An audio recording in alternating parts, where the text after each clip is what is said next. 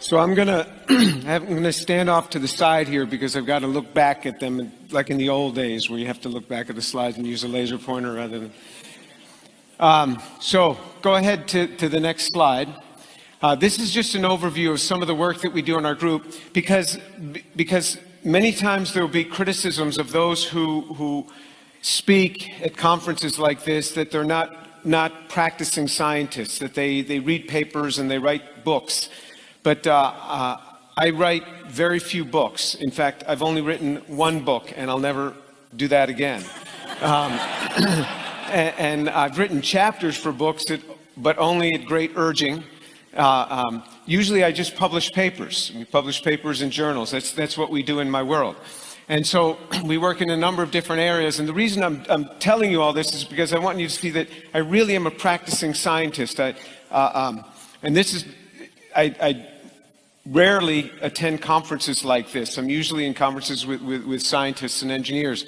But we work in an area called laser-induced graphene. That's where we can take, this is a polyimide sheet, and hit it with a laser and write patterns of graphene. Graphene is single sheets of graphite, 1 atom thick, and it's the strongest material known at that level. And generally it's made at high temperatures, and this is all done in the air with a laser. This is on bread. That's not dropping down ink. That is converting the carbohydrate atoms in the bread, molecules in the bread, these carbon atoms in that bread to graphene. So we convert that. That's a coconut we turn into a supercapacitor. So we can do it on food. You say, why would you want to write patterns on food? Well, why wouldn't you? So if you have, for example, a potato and you can just mark it very quickly, just as on every one of your plastic bottles, it's a water bottle, it has a little laser scribe date. If we can laser scribe electronics very quickly, you would know exactly what field that potato was picked from, what date it was picked on. And if you build in electronics, you can put an E. coli sensor, a salmonella sensor, you could build in electronics into food very rapidly. We split carbon nanotubes, and we use these in medicine, and we use these also in electronics and batteries. This is two-terminal memory. This has all gone commercial now. This is commercial memory now, two-terminal memory. We work in the area of traumatic brain injury and stroke. There'll be a company launched this year for that, and also dementia.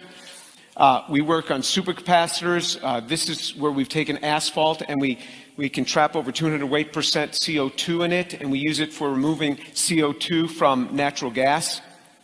That's all licensed by Apache. This is the leg of a cockroach that we can turn into graphene. I wanted to take something of negative carbon value. What has negative value? What do you pay people to take away from you?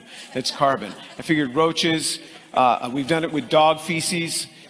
We can actually turn this into graphene. Now, just to give you an idea of why you would want to do this, we did this with Girl Scout cookies. If you calculate all the carbon in a box of Girl Scout cookies, which is $4, and you convert that into graphene, that graphene that you could convert just from one box of Girl Scout cookies would be worth $15 billion, which shows you that the value of a material is not in the atoms itself, it's in how those atoms are arranged. Just like if you take a person, what's the value of a human being? Just take away the spirit, just the physical entity, just of like a robot. What would be the value of a human robot? Now, if you take that entity and you cremate it, you get less than a penny of CO2 and water out. Same atoms, arranged differently, bring the change in value. A piece of coal, $60 a ton. Same atoms in diamond, which has very high value. They're just rearranged differently. This is where we take graphene and grow carbon nanotubes. This is a company that started, it's being built up right now just outside of Houston. It's for lithium batteries. We work a lot in these areas of cleaning up water. We work in these areas of nanomachines. If you click it once, this car will start to go. So you click the slide, advance once.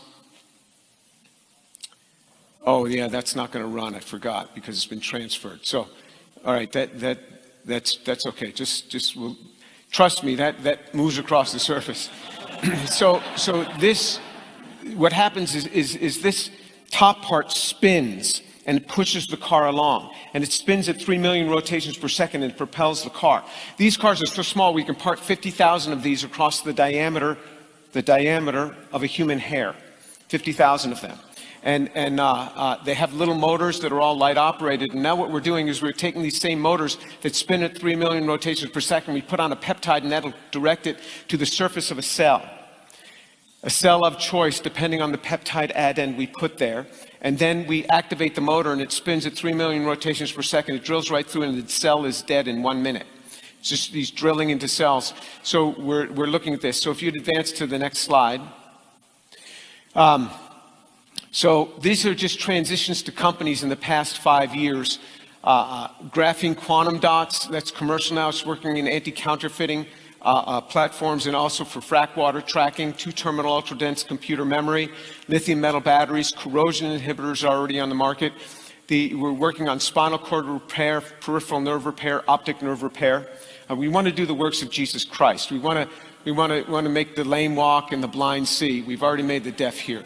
So we're trying to build technologies that can do this, and this is real. We do this type of thing. We can cut a spinal cord completely in half in a rat and fuse this back up so the rat within 3 weeks has a 19 out of 21. 21 is the highest mobility that can be achieved. So it can get to near perfect mobility within 3 weeks. So that's a company now that's going in Tel Aviv, Israel. Treatment of pancreatic cancer, that'll be in clinical trials within 1 year at MD Anderson Cancer Center. DNA sequencing, this is doing the entire human genome map, entire human genome, not just 23andMe, the entire genome for $100 in 1 hour. This opens it up now to everyone in the world. We work in this area of water purification based on laser-induced graphene. We have inserts for texting with long fingernails. So if you have long fingernails and it's hard to text, we got a little thing you just put it on your fingernails and you can text just fine. There's actually a big demand for that. I mean, this is real stuff. This is the traumatic brain injury, stroke, and dementia drug. A company will launch this year. Graphene synthesis at $100 per ton in energy cost, going to concrete, plastic, and metals. That'll launch this year. And then the molecular nanomachines to kill cells. That's going to cancer and the killing of superbugs. These things that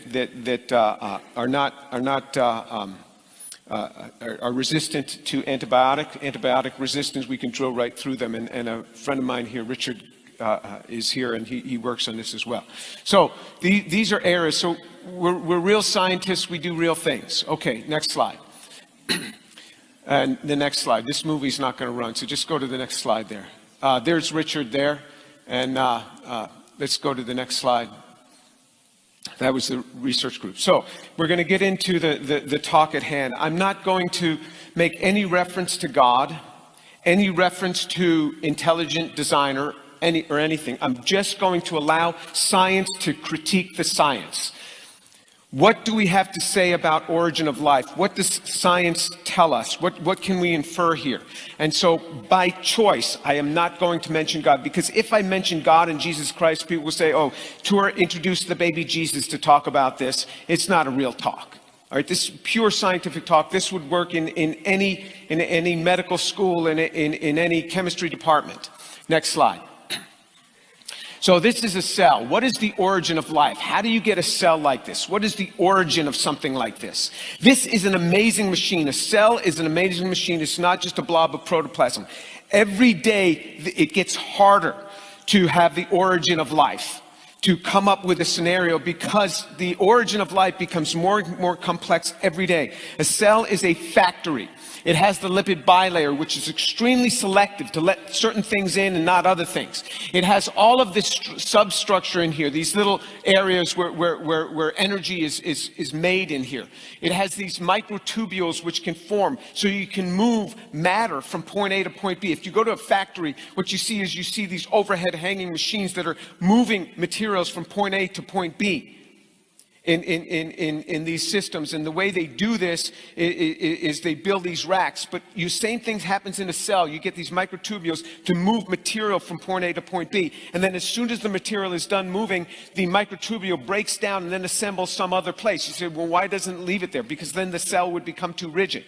So it just rebuilds it. It's just amazing factory what's happening in a cell. This is what we have to make. If we want to have origin of life, you got to start here. You don't start here. You start with a single cell. Just build a single cell. That's what we have to do in origin of life. Nobody has ever done this. If you've been taught that simple forms of life have been made, that is a lie that you are believing. Somebody told you a lie. That has never been done. Next slide. Organisms care about life. Molecules don't care. Chemistry, on the contrary, is utterly indifferent to life. Without a biologically derived entity acting upon them, molecules have never been shown to evolve toward life. Never. Molecules don't care about life. They don't know anything about moving toward life. They have no brain. Organisms want to move toward life and keep life going. Molecules don't care about life. Nobody has ever seen molecules assemble toward life. Never. It doesn't happen without a biological entity working on them. I asked all my colleagues, can you show me an example of this? Of molecules moving toward order, moving toward an ordered system where you have a non-regular assembly. Regular assembly is like A or AB. That you can get pure thermodynamic assembly. But non-ordered assembly is a non-regular pattern. That's what you have in DNA.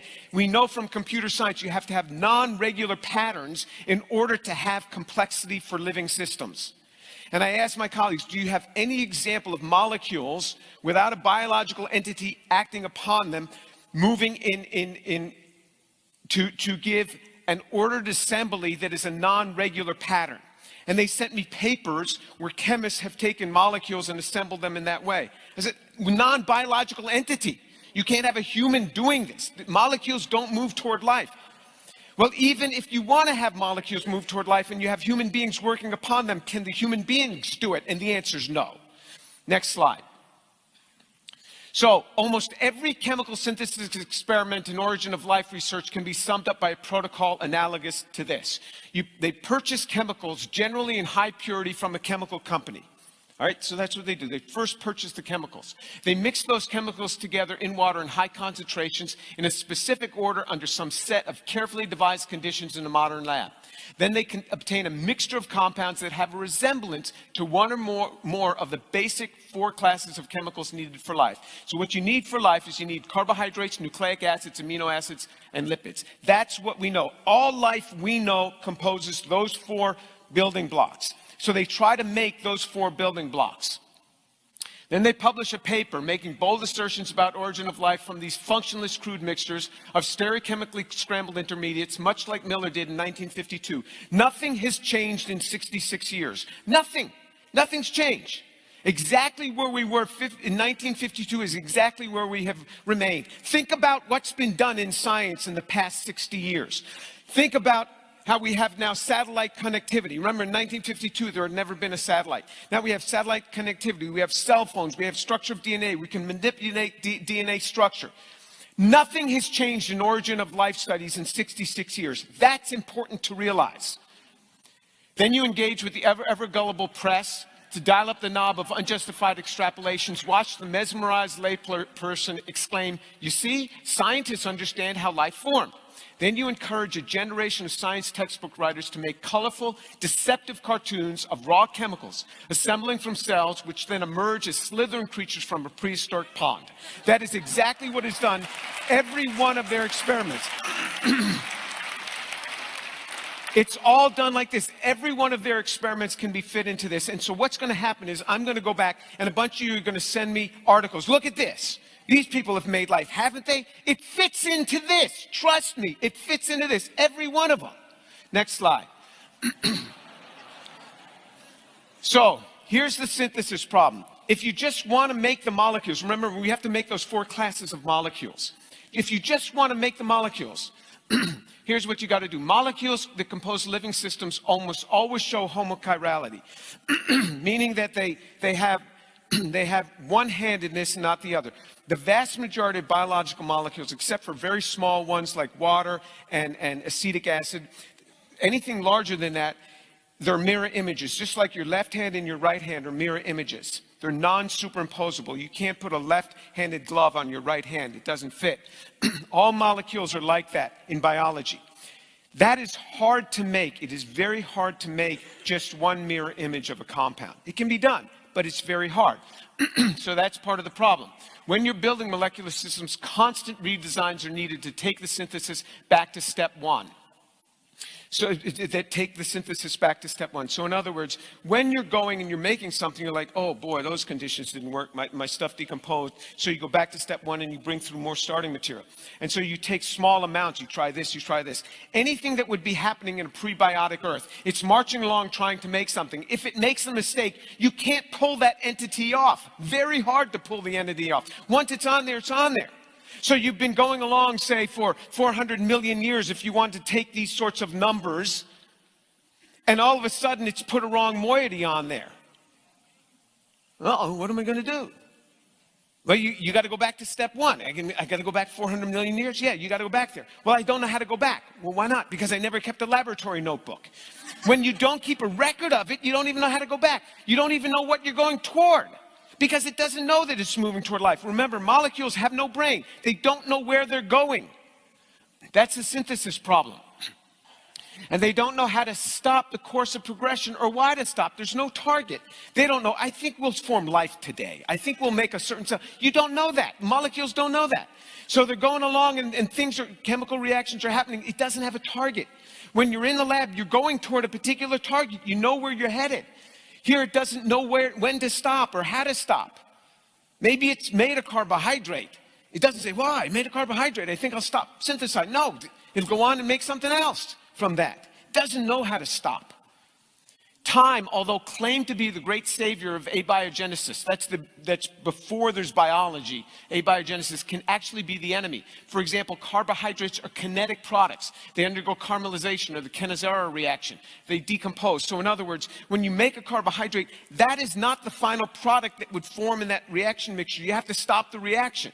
So a chemist watches the reaction and they stop it at a certain time to stop that progression of the molecule going on.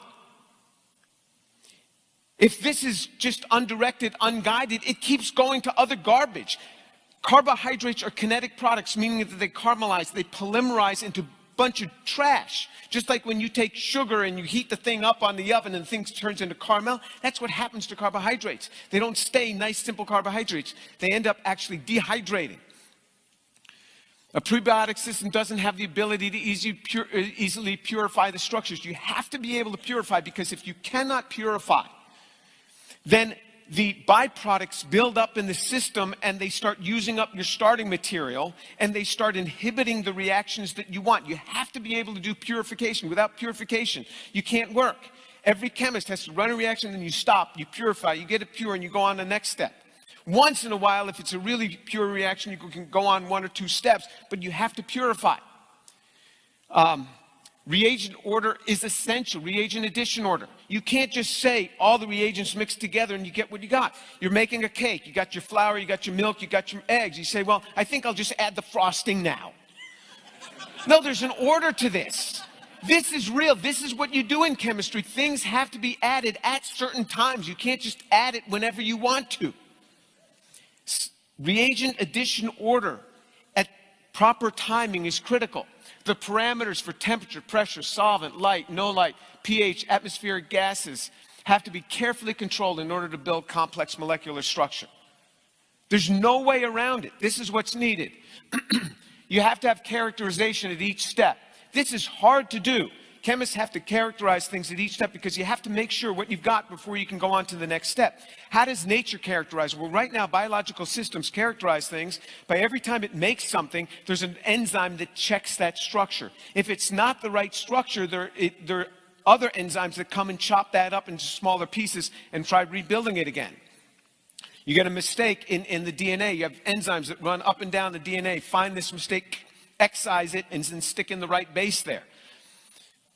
But in a pre-biological world, there are no enzymes. How does it check it?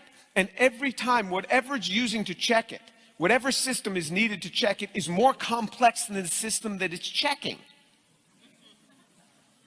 So where'd you get that from? Nobody knows. Everybody's clueless on this, but nobody wants to admit it. The mass transfer problem. This seems like not a problem to you, but let me tell you something. This is the killer of it all. Are there any synthetic organic chemists in here? Any synthetic chemists here? Any synthetic chemists? Get your hand up high. One there. Okay. So and one there. Okay. If I say something that's not true, I want you to stand up and just say liar. All right? If I say something that's not true, just stand up. All right? Because I want these people to know, for all they know, I'm lying. You have to verify on this. All right, the mass transfer problem. Anybody who's done complex organic synthesis, what you do is you start with like a half a kilo of material, and you go along, and your yields are never 100%. You're purifying, you're going, and you end up with 2 milligrams, and you're not at your target yet. So what do?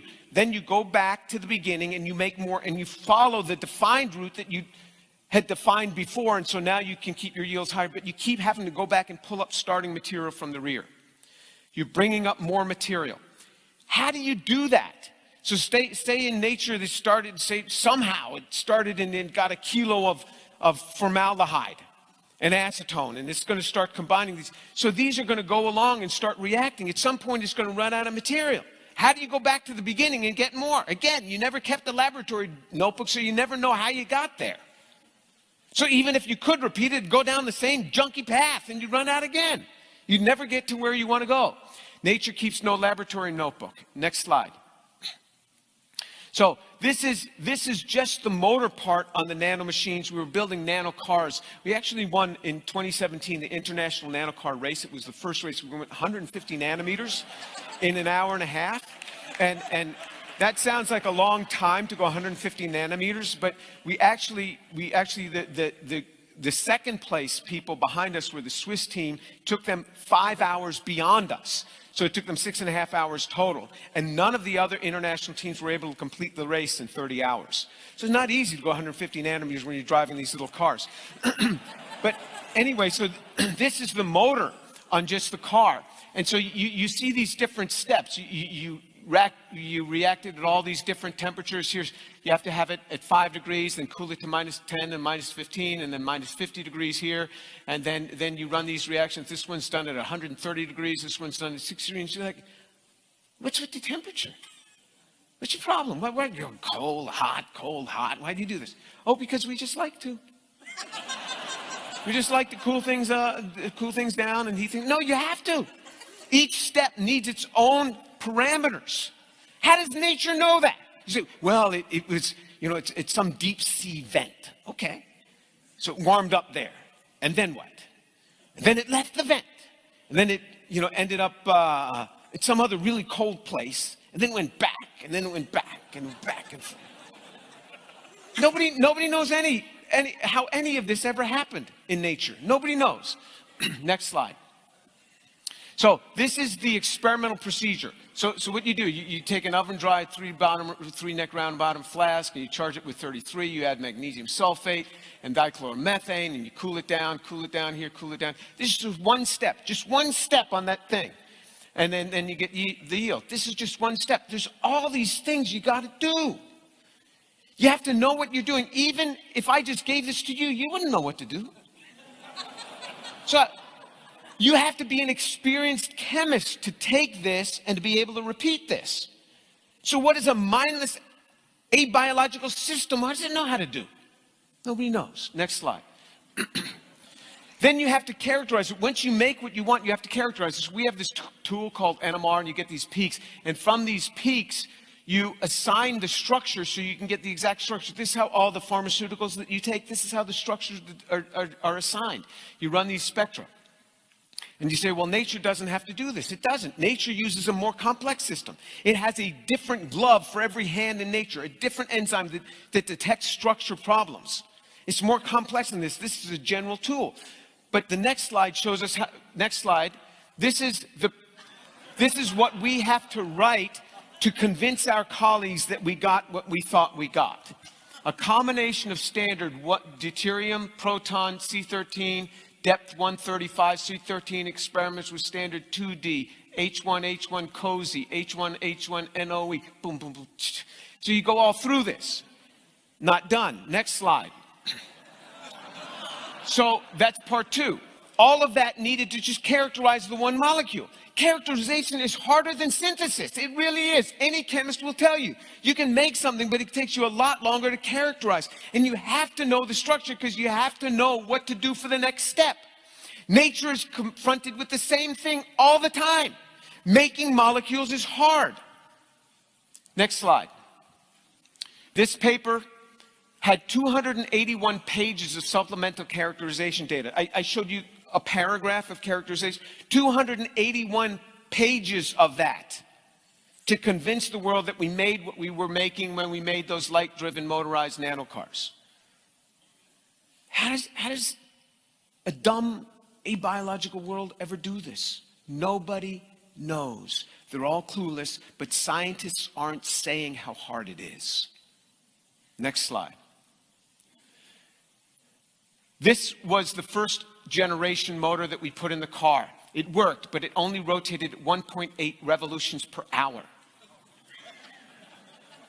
When we rebuild it without that sulfur atom there, then that 5-member ring, then it goes 3 million rotations per second. All right, so small changes can make a big difference. Well, what do you do? Well, what you do is you just come here and you erase that sulfur and you do that. Now that you can do on a blackboard. But this took us back to step one. This is what I'm talking about. When something, you're going along and you want to build and you say, oh, I'm just near life. If you have one thing wrong, it doesn't work. So, well, you just modify this and it'll work. All right, go back to the beginning. Go back 1 billion years to the beginning. It's too hard. Nobody knows how this thing is solved. You can't build the molecules. Next slide. And then, so remember, these just to make the molecules, the simple molecules, you got to have the carbohydrates, you have to have the lipids, you have to have the nucleic acids, you have to have the proteins. Even if you make an amino acid, how do you hook the amino acids together? Amino acids don't hook together by themselves. We're not even talking about order. How do you just get them to hook? I mean, somebody sent me a paper just last night. I mean, here's a paper just came out on self-folding molecules. Well, duh, that doesn't prove anything. You build a molecule, it folds up. Big deal. How do you get these things to hook together in the first place? Nobody knows. That's with amino acids. How about with nucleotides? You want to get these things to hook up. People will make you got a nucleotide. We got DNA. No, you don't have DNA. You got to get these nucleotides to hook up. Look at a DNA synthesizer. How many steps of blocking, protection, deprotection you need to do the complex chemistry just to get one linkage made? Nobody knows how. You can throw all these together in a flash. People say, well, the concentration of nucleotides was very high. I've read this in high school books. It was very high. And these things came together. You calculate the concentration, the world would have to be raining nucleotides. And even if it were raining nucleotides at those concentrations, they wouldn't hook up. They don't hook up. You need enzymes to hook them up. But this is prebiotic. There's no enzymes here. Or you need very complex DNA synthesizers. Those weren't there either on early Earth. Now you have to assemble it. So say we had the molecules, how can you get them to assemble? So here's the assembly experiments. A protocell is a self-organized, endogenously ordered spherical collection of lipids proposed as a stepping stone to origin of life. So that's what a protocell is. But most so-called protocell assembly experiments in origin of life research can be summed up by a protocol analogous to this. You purchase homochiral diacetyl lipids from a chemical company, or you synthesize, scramble lipids from smaller molecules. Add those lipids to water and observe a small amount of it to form simple and expected thermodynamically driven assembly of those lipids into synthetic bilayer vesicles upon agitation.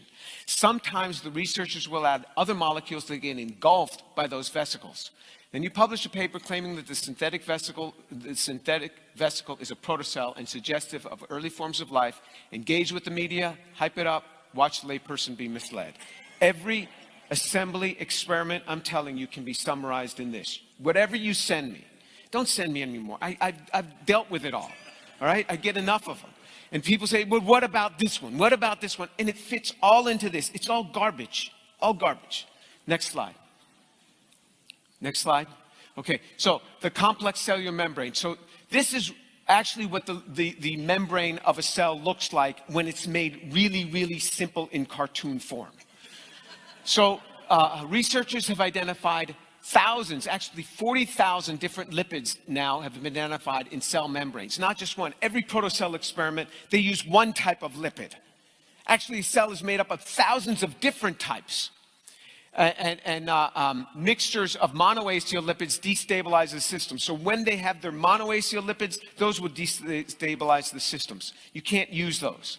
Lipid bilayers surround subcellular organelles such as nuclei and mitochondria, which are themselves microsystem assemblies. Each of these has their own lipid composition. So this is a lipid bilayer.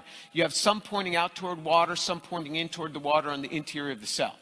And the outside ones are different than the inside ones. Nobody knows how that was done. Nobody knows. Clueless. Nobody knows how that was done. Every protocell experiment just uses homogeneity throughout the whole thing. And so it doesn't, it's not really a protocell. It's not really reminiscent of a cell. Now, within each one of those, you have other organelles like nuclei and mitochondria that have their own bilayer assemblies with their own constitution, different than what's on the outside of the cell. Nobody knows how that was done.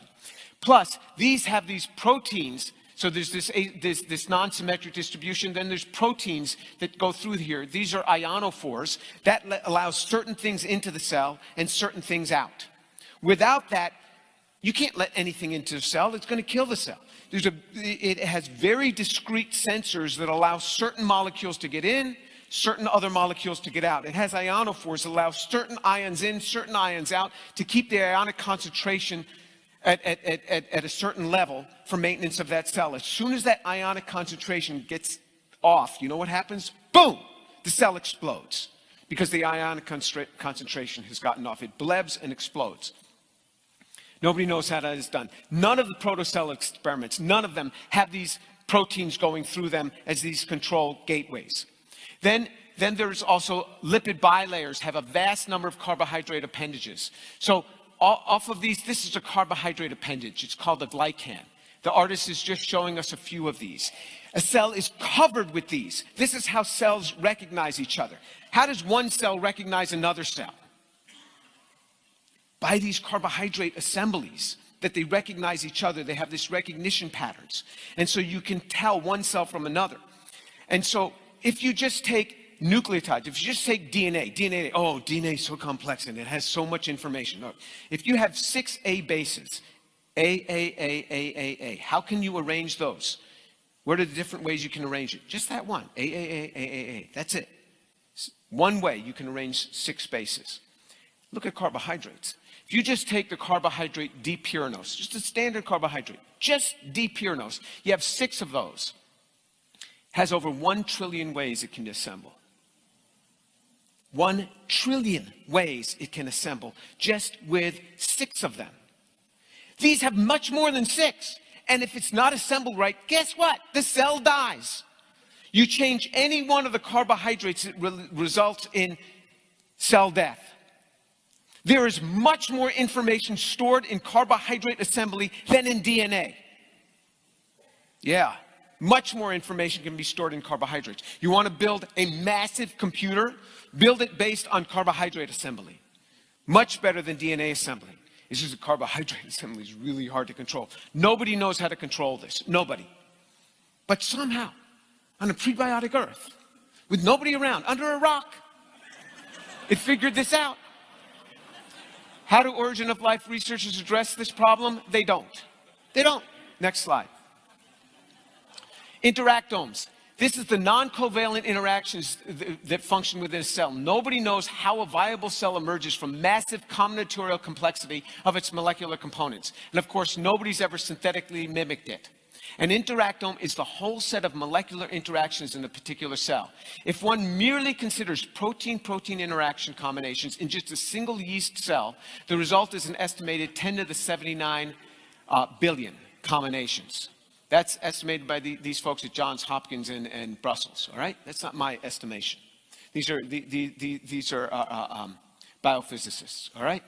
So just to give you an idea of how big that number is, that's 10 to the 90th is the number of elemental particles in the universe. That's 10 to the 90th. This is 10 to the 79 billion. That's a big, big number. People do not understand numbers. They just don't. You say $1 million, $1 billion, what's the difference? $1 million or $1 billion? Well, let me put it in a way that you understand. 1 million seconds is 11 days. So you ask somebody, will you marry me? I'll tell you in 1 million seconds. Okay. If they say 1 billion seconds, that's 32 years. All right? You feel that now? 1 million to 1 billion? And then if they say 1 trillion seconds, that's 32,000 years. Huh? You see the difference when you go up 3 orders of magnitude? You go 1 million, 10 to the 6th, to 10 to the 9th, to 10 to the 12th. That's 10 to the 79 billion. That number's crazy big. That's just in a single yeast cell, the interactions between the non-bonded interactions. So how does information flow? Information flows through non-bonded interactions through electrostatic potentials, which physicists call a virtual photon. Information goes down these at the speed of light. That depends on ordering between molecules, non-covalent interactions. These have to be all kind of assembled right. And that's why this information, you don't dehydrate cells and rehydrate them and get them to work properly. When a cell divides, it collapses down, puts the information on both halves, and brings it into both sides. So that that information keeps going to the next and the next generation. Because when you lose these intermolecular interactions that are non-covalent, non-attached, you've lost your information flow. Big problem. Nobody has explained. Nobody in Origin of Life ever mentions the word interactomes. Never will you hear it in their literature. Next slide. Proto-turkeys. Origin of Life protocell assembly is akin to buying 20 pounds of sliced turkey meat, adding a gallon of turkey broth, warming, sticking a few feathers, and suggesting that a live turkey will eventually come gobbling out. If given enough time, or that a proto-turkey or extant turkey has been synthesized. This is exactly what is done in Origin of Life experiments. Is exactly what is done. If given enough time, a turkey's going to come out. And people buy this stuff.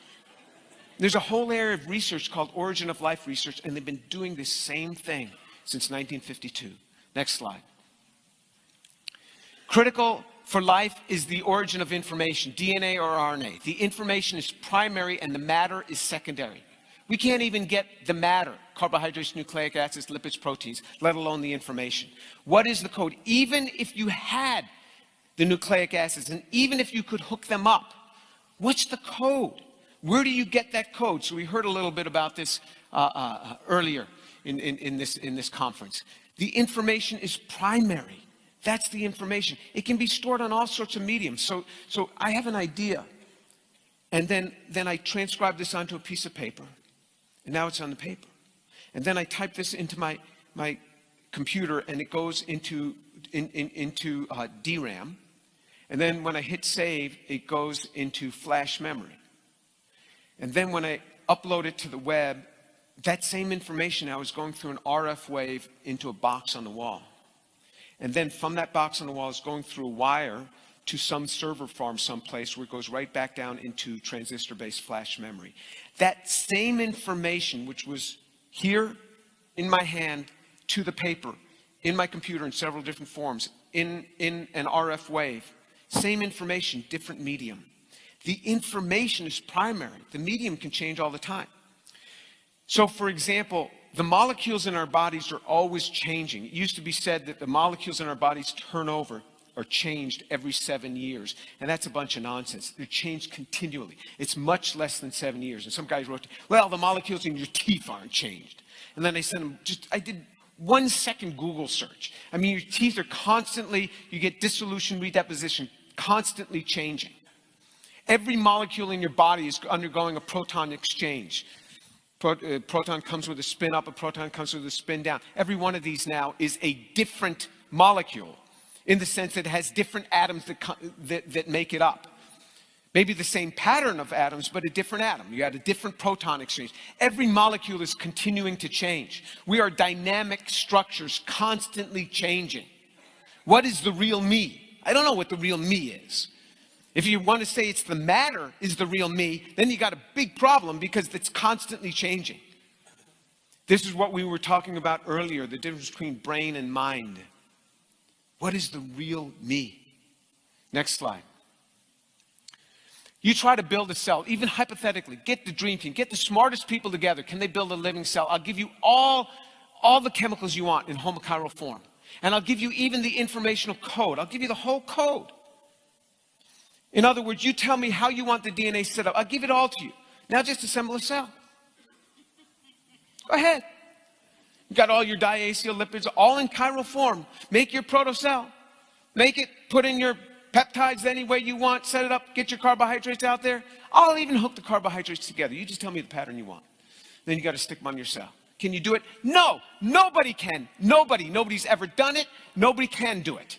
That's not to say it won't ever be done. I'm just telling you, as of today, it hasn't been done, and it's far, far away from being able to do it. People will quote to me this, synthetic cells. Well, in 2010, Craig Venter's group copied an existing bacterial genome and transplanted it into another cell. So, what happens? I buy, say, a Corvette. And so what do? I take the computer control box out of that Corvette, and I go to my clean room at the university, and I copy the chips. I copy them. And I put my chips that I copied into that control box, and I go back and I stick that in my Corvette. And I say, I built that Corvette. I made that Corvette. I did that. You just copy the same chip and you put it back in. That's all he did. He took another one in 2016, and he did something similar, but he took the control box and he knocked out all but 473 of the working devices, and he stuck it back in the cell, and like, whoa, you made a cell. No, he didn't. You just made a cell worse. You just chopped out a bunch of stuff and left just a few pieces to keep it operating enough. He didn't make the cell. There's all this complexity, all these interactomes. Nobody ever made that. Nobody knows how to do it. Next slide.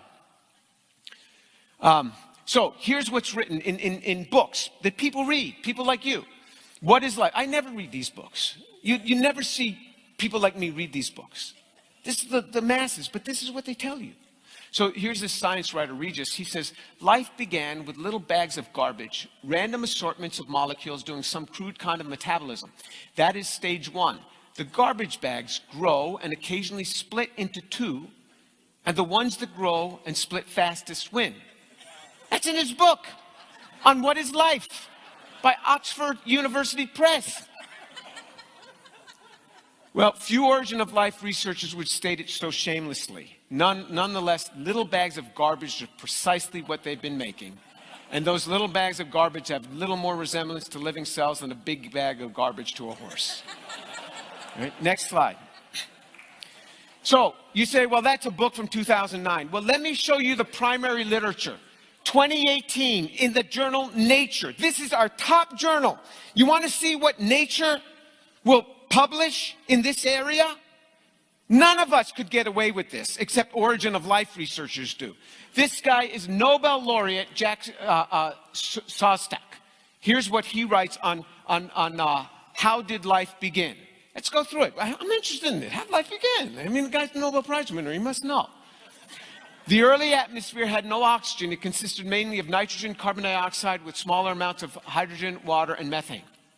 Lightning, asteroid impacts, UV light from the sun acted on the atmosphere to generate hydrogen cyanide, a compound of hydrogen, carbon, and nitrogen. Raining into volcanic or crater lakes, the cyanide reacted with iron, brought up water circulating through rocks. The resulting iron cyanide compounds accumulated over time, building up into a concentration stew of reactive chemicals. Okay, cool. Where are we? Life, as we know it, requires RNA. Some scientists believe that RNA emerged directly from these reactive chemicals, nudged along by dynamic forces in the environment. Huh? Nudged has no, you can't put nudged in any of our articles. No scientist knows what nudged means. They don't know. Nucleotides, the building blocks of RNA, eventually formed, then joined together to make strands of RNA. Some stages of the process are still not well understood. You think? How do these things hook together? Show me the chemistry. It's not there. Once RNA was made, some strands of it become enclosed within tiny vesicles formed by spontaneous assembly of fatty acid lipids into membranes, creating the first protocells. As the membranes incorporated more fatty acids, they grew and divided. At the same time, internal chemical reactions drove replication of encapsulated RNA. That is nonsense. Next slide. Here is, next slide, the figure that he showed. This is the figure from nature. This is his figure. Cyanide derivatives and simple sugars. Those are not sugars. He says this is oxygen, carbon, nitrogen, phosphorus. That's fictitious. I don't know any sugars that have that chemical composition. You don't know that. He's lying to you. That's not real. Is this HCN? I mean, there should be a carbon, a nitrogen, and a hydrogen if that's HCN. And I'm colorblind, but I can see that's not really HCN. I don't know what that is. Maybe that's phosphate. I can see that. That'd be phosphorus, oxygen, oxygen. Maybe that's phosphate. Okay. And then all of a sudden, boom, you got an RNA nucleotide. But the problem is that's not a nucleotide. It's the wrong structure. By far, that's the wrong structure. He didn't even put the right structure. At least he could have put the right structure. He didn't even put the right structure. Well, what's acting upon this to make it do this? Well, heat from here, UV light from there. Boom. Nobody knows. That's in nature. That's not in an 8th grade textbook from 2018. People think I selectively choose these things from crazy places. No, this is Nature 2018. This is what confuses even professors. See this and they think, oh, yeah, people know. Nobody knows. This is a bunch of garbage. This is garbage. Next slide. All right, exquisite exactness is needed in synthetic protocols. This is one of the kingpins in origin of life research from Oxford, John Sutherland. I've never spoken to John. I'm not sure he likes me. But so here, this is from Chemistry, Nature Chemistry, 2015. Next slide. So you go back to his protocols, you go to the supplemental procedures, you read his protocols. It is amazing how hard it is to make the things that he says he wants to make. And then he makes a little bit of it, and it's a bunch of junk. And so then he says, well, we'll just use synthetic organic techniques, real techniques, to make more, just to simplify handling procedures. Come on, because you can only make like a fraction of it, and you wanted to carry it on, but it was just a bunch of junk. It was just a peak in the... It's not real. And even with all your synthetic prowess, and these are just for intermediates, not even the real compounds. Next slide. So to give you an idea, so he takes copper 1 and he says he makes it, copper chloride was mixed with potassium chloride to generate the Newland catalyst at 70 degrees. So this is supposed to mimic a prebiotic earth. But he's using all clean glassware. He's not under a rock. He's in an advanced organic lab. Separately generated source of acetylene was prepared from calcium carbide and water. This gas was bubbled through the Newland catalyst to prepare acrylonitrile. This is a highly unstable molecule. You look at acrylonitrile, it'll polymerize. When you buy it with stabilizers to keep it from polymerizing.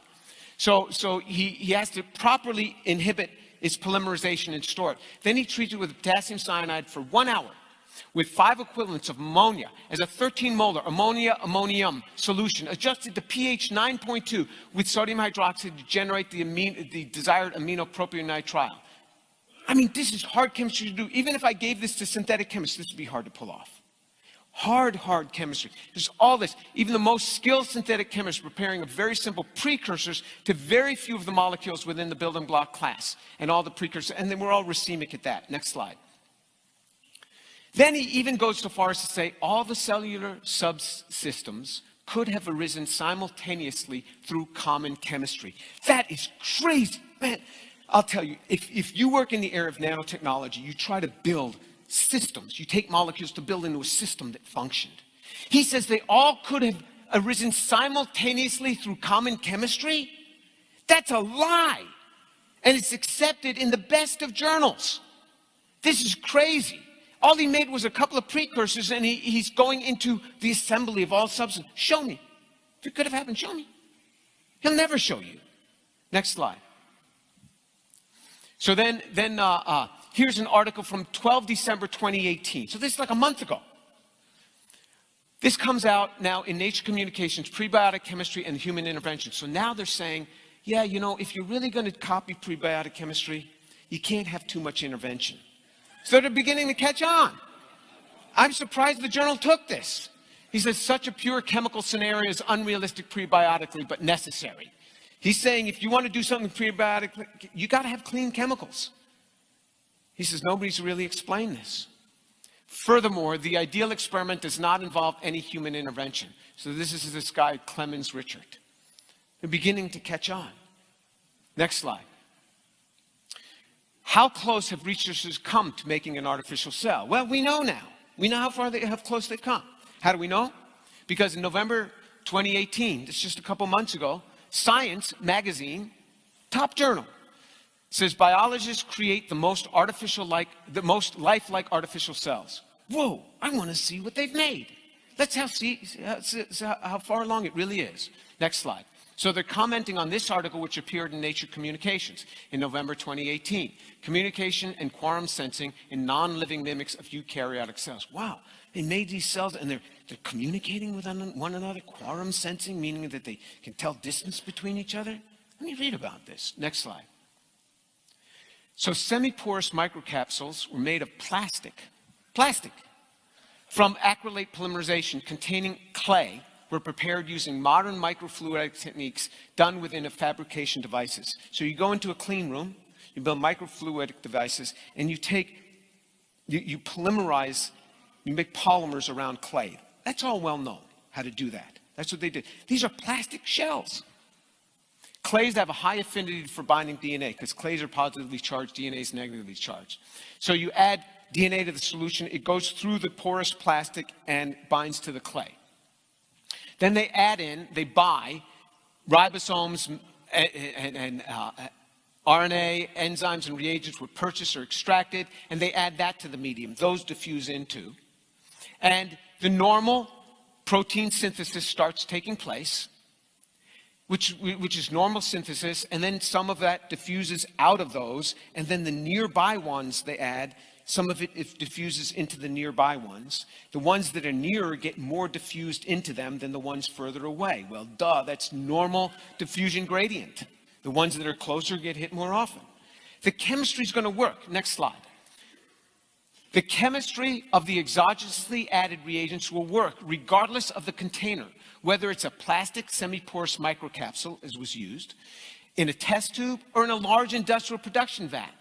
The chemistry is the same. It's done all the time. You take these biological derived systems, you add them together, proteins will start being made. This is how proteins are made. You know, you buy these drugs. How are they made? They're made in vats. Well, this guy did it in a little microcapsule. That's the most lifelike system that's ever been made, according to Science magazine. That's it. So it is far from the press hype claims of gene expression and communication rivaling that of living cells. That's what the press is saying. There is no rivalry here. No one. Further, one might arguably agree that these are indeed the most lifelike artificial cells yet, but that only serves to underscore the point. Nobody has ever come close to generating the workings of life. Nobody's even close. You do this chemistry in the lab all the time. So they did it in a microporous capsule, and they said, whoa, this is life. My test tube is life then. Next slide. Fool's gold. So if you take sulfur and you add it to different metals, those metals can turn yellowish, and then they'll turn golden looking. Iron sulfide.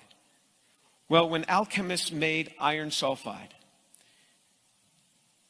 don't you think they would think that, wow, if you add enough sulfur to different elements, it's going to start being gold? They knew it wasn't gold. It didn't have the same ductility, didn't have the same melting point. But wouldn't they have thought, hey, we're at least we're going in the right direction? They would have thought that.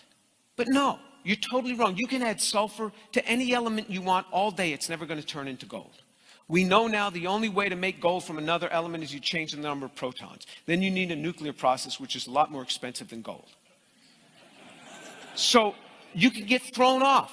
Just because it looks like gold, it's not really gold, and you're way off base. Next slide. So what I'm saying is I'd like to have a moratorium on the origin of life research, so a change is warranted. And we've got to change the way we do things. And we need to address fundamental problems here in origin of life research. Next slide. Again, one more slide. Here's the ramifications of calling conjectures facts.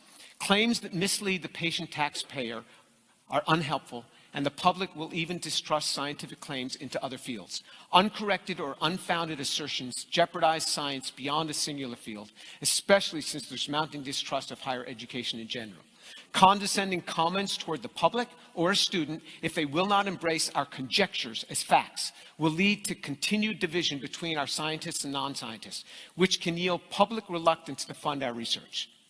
We must tell the truth with specificity. If it is a fact, say it. If it's not a fact, say it. Blackballing scientists if they bear legitimate nonconformist views by excluding them from professional societies and academies, withholding their funding or denying them tenure is anti-scientific, and it will retard the advancement of science. Next slide.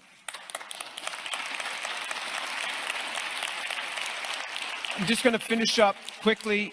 Now I'm done with the technical talk. I'm going to come back to the Bible.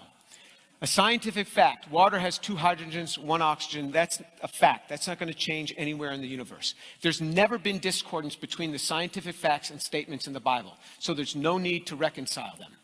So-called scientific facts, which are really theories, are constantly changing, even on the order of decades, and certainly on the order of a century. So trying to twist the Bible to fit the scientific theory is a frustrating endeavor. Don't let professors with their bold claims of facts upset you. Theories or conjectures are not facts. But unfortunately and shamefully, many professors themselves do not make the necessary distinctions. This leads to the confusion of generations of students and even professors themselves. I am telling you, professors are confused on these issues. Professors think that simple forms of life have been made. They're confused on these issues. And I'll close with this Bible verse. Next slide. You must not listen to the words of that prophet or dreamer. The Lord your God is testing you to find out whether you love him with all your heart and with all your soul. It is the Lord your God you must follow, and him you must revere. Keep his commandments, obey him, serve him, and hold him fast. When your students go off into the universities and they hear these things, these are false prophets speaking to them. Some of them are sincere, but they're sincerely false prophets. Some of them are sincerely misleading people.